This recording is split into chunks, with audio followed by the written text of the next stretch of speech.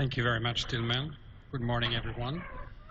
Thank you to the organizing committee for giving me the opportunity to present. So this is the outline I will be following. Why do we need non-invasive tests? What are the currently available non-invasive tests? Critical issue when using non-invasive tests, and what is the evidence in cirrhosis, and how can we use them in practice back to the clinic next Monday. So why do we need non-invasive tests? Because the liver biopsy is impractical. Look at the high number of patients with NAFLD in the population and the limited number of hepatologists and the even smaller number of pathologists. It also has limitation. It's invasive. It comes with morbidity and mortality, fortunately rare, prone to sampling variability, comes with a cost. But don't forget also, it's an imperfect gold standard. Let's say you have the whole liver, the unachievable gold standard. This is not Pierre Bedossa, of course. You all recognize this guy. If you have liver biopsy, it's still an estimation of a gold standard, the so-called best standard.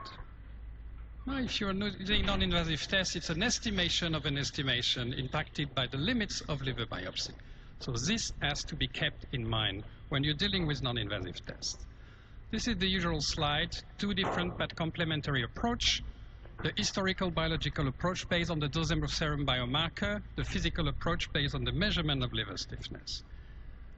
We have indirect, simple, routinely available tests such as the LT ratio, Prefib4, NAFLD fibrosis score, come for free, and the patented test for which the fibro test has been the pioneer, but you also have the ELF, the fibrometer, the EPA score.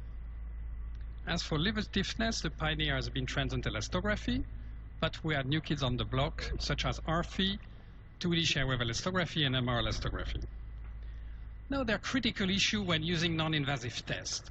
Availability, cost, context of use, and applicability. And for instance, the non-patented biomarker, how widely available, whether MR elastography is not widely available. And they also come for free, which is not the case of MRE, for instance. And this influences, of course, the context of use. You're more prone to use in primary care biomarker than very sophisticated technology. This is common sense. Applicability also is very important and has to be taken into account. It's reliability and failure rate. And if you look at the two most validated tests, fibro tests, look, numbers are high. Fibro test has very high applicability, 99%, whereas we all know FibroScan has limited applicability, especially in obese patients and also in case of inflammation. So to summarize, the limitation of elastography technique, inflammation, obesity, is well demonstrated for transient elastography. We don't really know for the other technique. Steatosis is